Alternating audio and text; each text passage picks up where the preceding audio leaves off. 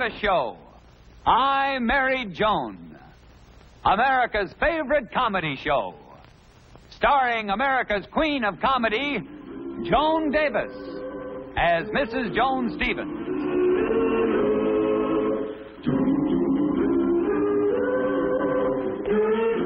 And featuring Jim Backus as Judge Bradley Stevens.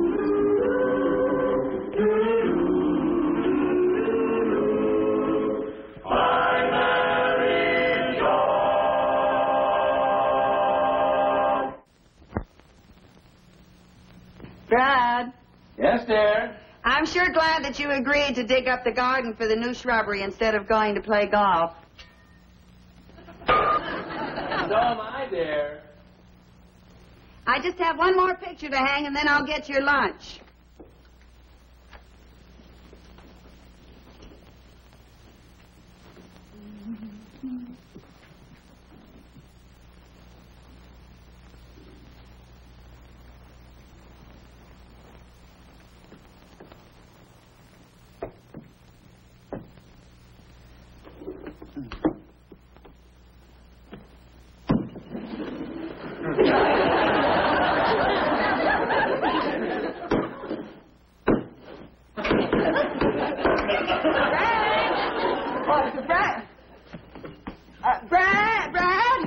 Joan, what's the matter? Well, look, honey, there's a safe in the wall.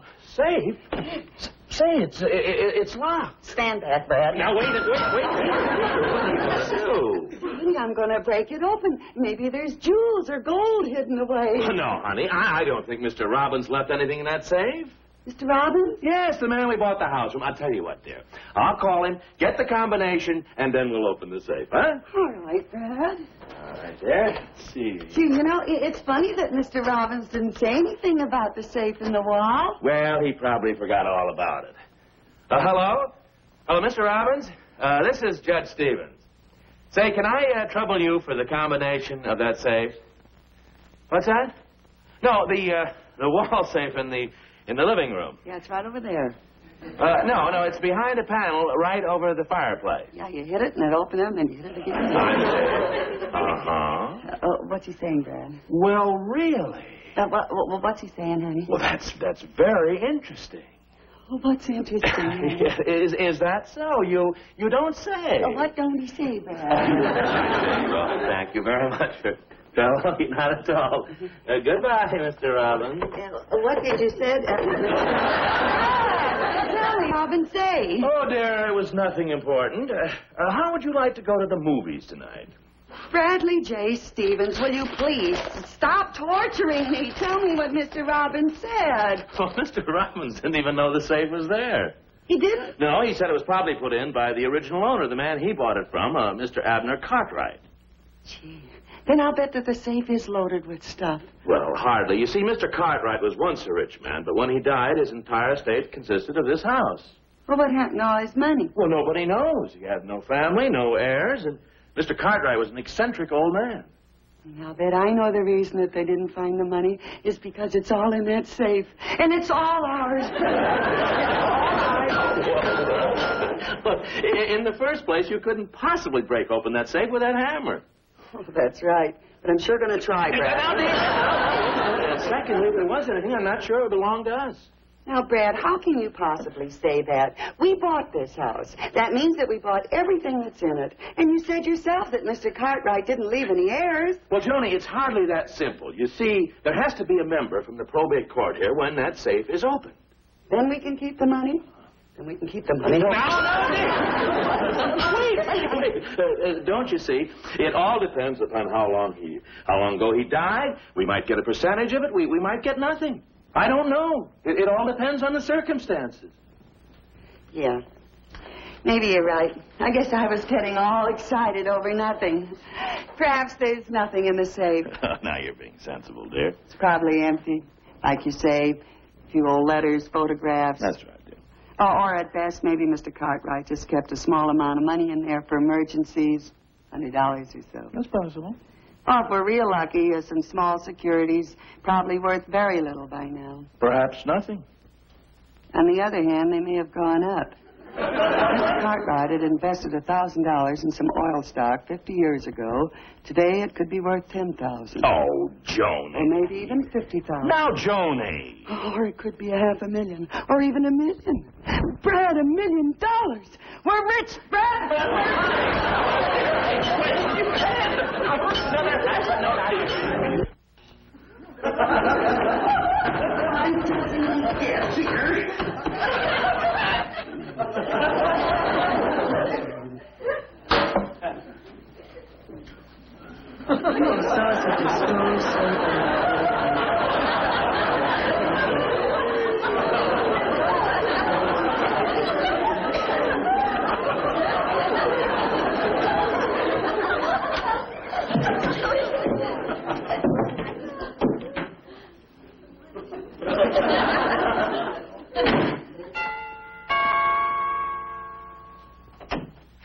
Oh, Mrs. Stevens. Oh, my fingers. Boy, am I glad to see you. I couldn't sleep a wink all last night waiting for you.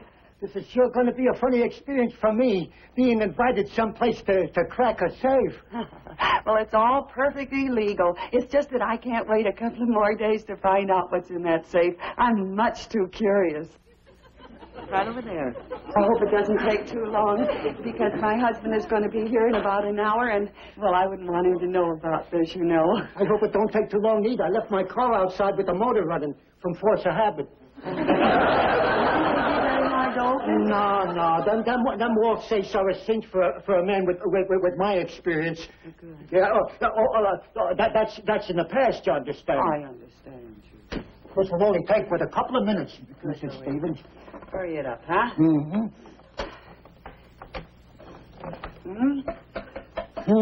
Huh? What's the matter? It ain't working out. There's something wrong. Well, what's the trouble? I don't know. I don't feel right. There's something wrong. I'll bet I know what the trouble is, Louis. Just keep working.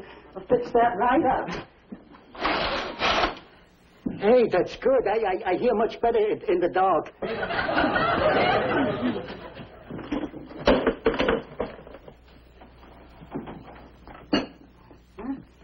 Yeah.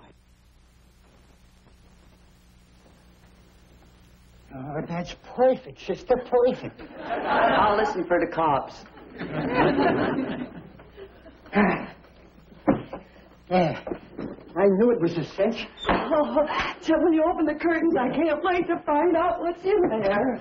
Hi, Dad. It's empty. Huh? No, there's something in... Yeah, there's something in there, Louis. Oh, yeah, I feel it so plain. Yep. Oh, yeah.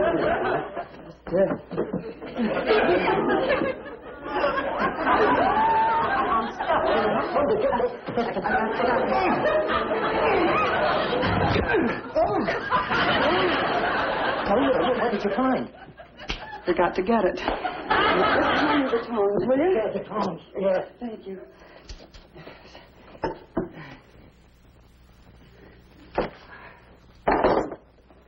There's nothing in there but this one piece of paper. And it's an old, dirty piece of paper at that. It's nothing but an old, torn map. Map? A map!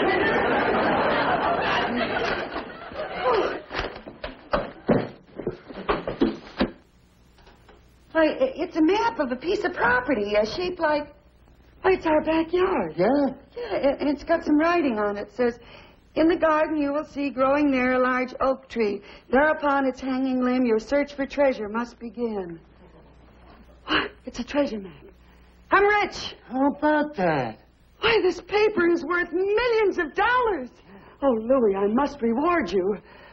Here's $20,000 for you.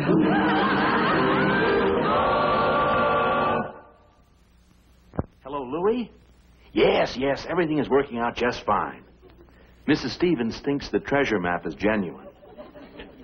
Thanks again for calling me right away when she phoned you.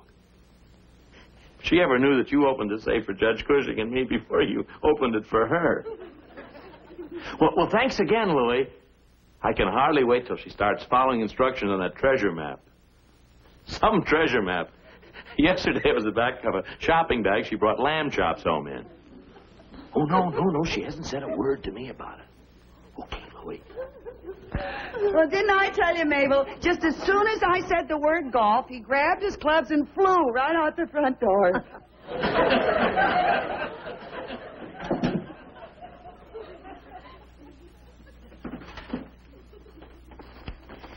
Joni, are you sure this map is legitimate? Well, of course it is, Mabel. Look at the outlines on this map. It can't be anything but this property. See, this is the back line here, slanting towards the front. And this line here, that's the street right there. This line here, that's where the building begins. No, this map was drawn by old Abner Cartwright, all right. The only thing that concerns me is what I'm going to do with all the treasure money that I find. Boy, first I'm going to buy a new car and lots of furs, a yacht, trip around the world. I'll take you with me, Mabel. But suppose there isn't as much money as you think. Then you'll have to stay home, dear. I'm sorry. Go on, read the instructions. In the garden you will see growing there a large oak tree. Thereupon its hanging limb, your search for treasure must begin. Abner Cartwright may have drawn the map, but I'll bet the instructions were written by Henry Wadsworth Longfellow. Don't be silly, Mabel. Abner Cartwright was an old man, and this is the way he used to do things. That must be the tree over there. Which one is the oak? Well, it's got to be this one. The other one's got oranges on it. There's the hanging limb. Yeah, but I don't see any treasure on it. Well, of course not. Listen, crawl 10 feet out on the branch you have found, and there let a pellet drop to the ground. There's a pellet. Here's a stone. Give me a boost. Okay. Okay. So anybody seeing us doing this would think we're nuts. How many feet does it say to crawl out on the branch? 10. 10 feet. Okay. I better put the pellet in my mouth. 1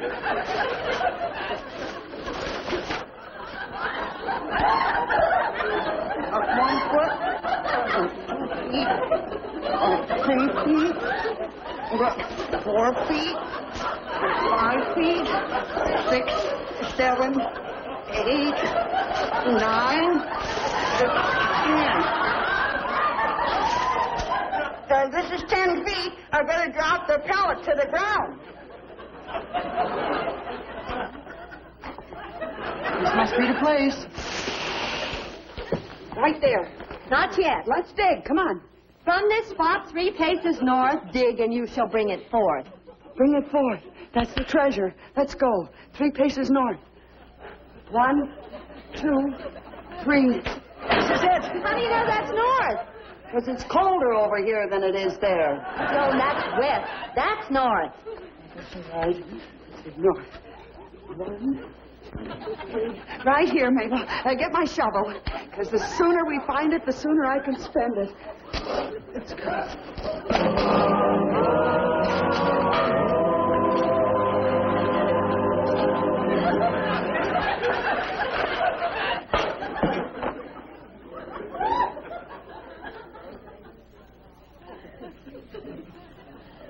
Oh, that is killing me.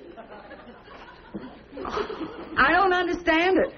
We followed all the instructions. There's the tree, the hanging branch, the pellets, 10 paces out, 3 paces north. Hello, girls.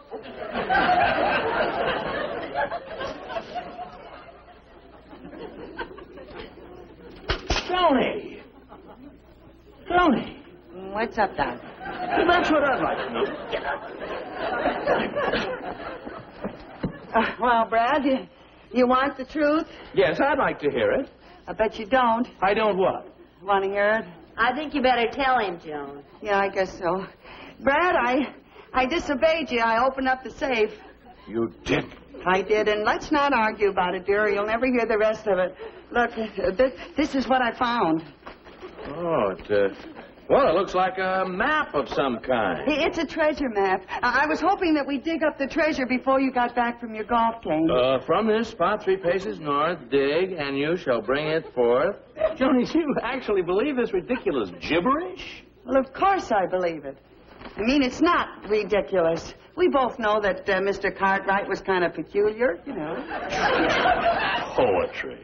Well, Fred, I admit that it sounds like it was written by a lunatic. But believe me, I am thoroughly convinced that there is a buried treasure right here in our own backyard. Oh, Joni, you're just being silly.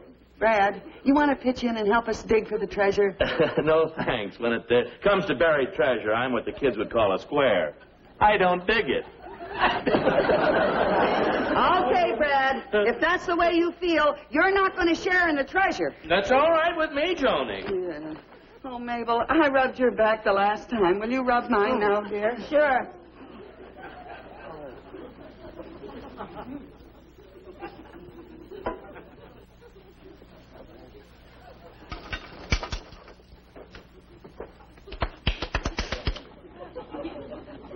Thanks, honey.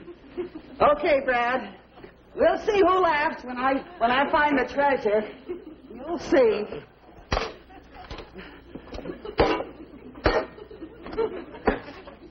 Brad!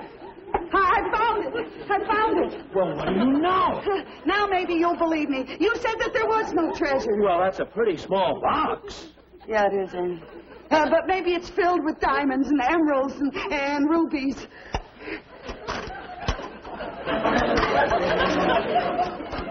You're one step nearer to your goal, but you must dig another hole. You didn't find any diamonds, but you found a gem of poetry. Well, at least it proves that the map wasn't a fake. Listen to this. Now you dig where two lines meet, one the line from house to street, the other the shadow thrown by the sun across the roof at 1:30. Well, that sounds pretty simple, doesn't it? There's nothing to it. Help me out, Brad. Oh, well, let's see, Brad. The line from the house to the street. There's the line from the house to the street, yeah. And let's see, there's the line from the shadow of the sun to the roof. There's where the two lines meet, Brad. And 1:30 is it? Brad, what time is it?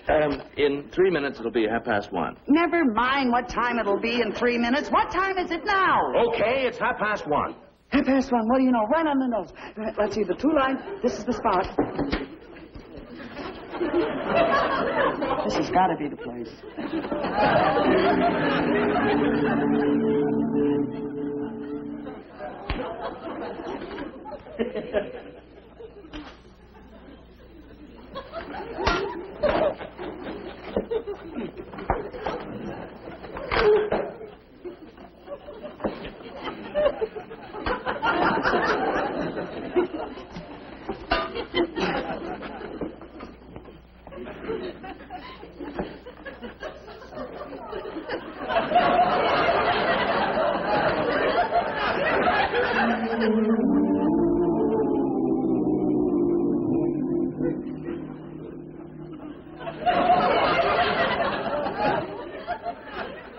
Just pad the blisters, maybe.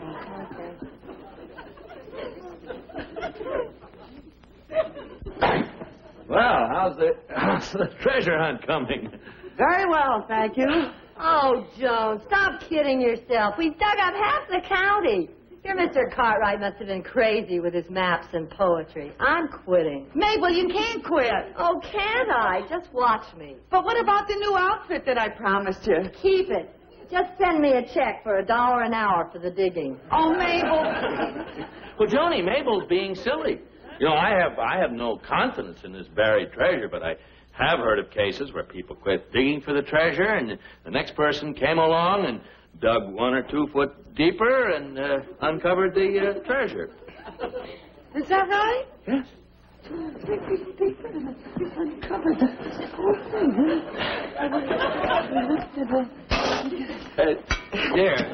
huh? Dear, this looks like a likely spot.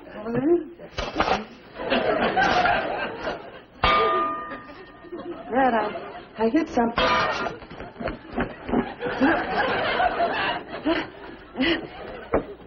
Some treasure. There's a note inside, Brad. The prize is yours if you won't balk and dig 1 more hole by the flagstone walk. Joni, that sounds like the end of the trail. Yeah. Well, Brad, now that it's getting so close, I'm getting pretty nervous. I think I better go and get some lunch first. Wait, Joni. Don't you want to get started? Aren't you excited? Well, of course I'm excited, Brad, but, well, who knows how deep the treasure may be buried, and I better get something to eat so I can have some strength. I'm not well. That's right.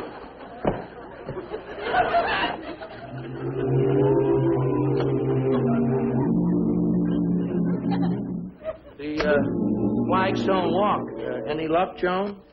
Yeah, I'm still alive. Oh, Brad, you were right, and so was Mabel. That Mr. Cartwright must have been crazy. Believe me, this whole thing has just been a wild goose chase. Then you're willing to give up, Joni? I certainly am. Well, I've dug up the whole garden, and I still haven't found any buried treasure. Well, it wasn't a wasted day, though. What do you mean? Well, dear, you always wanted the yard dug up for shrubbery, and here it is. We have a hole for the poinsettia, the fuchsia, the camellias over there. Then and you... drew the maps. That's how you knew it was a phony? Willing to bet on it. And then you're the fellow who... Planted the clues. Bradley Stevens, poet laureate of the municipal court. And you just did this so I would dig up the holes in the garden for you. Why? Joni! No, wait a minute. Hold on, honey. Now, this there was your fault. You deserve it. Remember, you promised you wouldn't open the safe now. Okay, Brad, I guess you're right. I shouldn't have done that, should I? Oh, Brad, look what I did. I've just ruined your coveralls, too. Oh, honey, that's all right. The cleaners can remove those spots. I don't think so, Brad. It's some kind of grease that I got in the bottom of these holes. Grease and... Yeah. Joni. Joni, that's oil. Oil? No, what would oil be doing in the bottom of these holes? Joni, oil! Oil on our land! What started to be a joke, and we discovered oil! Joni, we're rich! Do you hear? Oil on our land? Joni, you've got to keep it a secret. It's oil. It's really oil. Yeah? Here. Let me get started. I've got to cover up all these holes. No one must ever know that we have oil on our land. Then I'll buy up all the property. Honey, we'll be rich. Oil wells. Gotta start digging. Covering the holes. Don't tell anyone.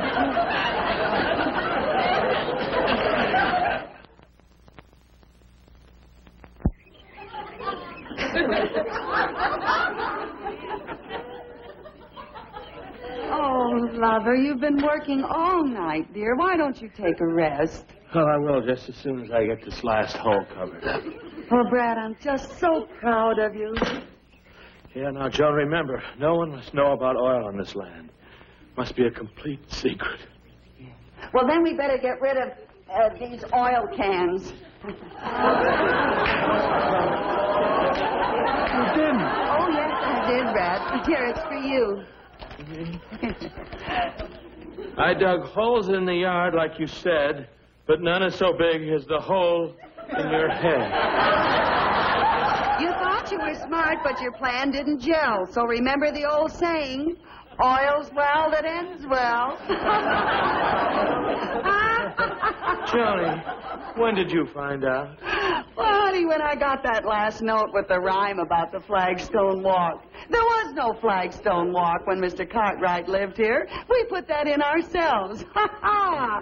Well, here's mud in your carburetor.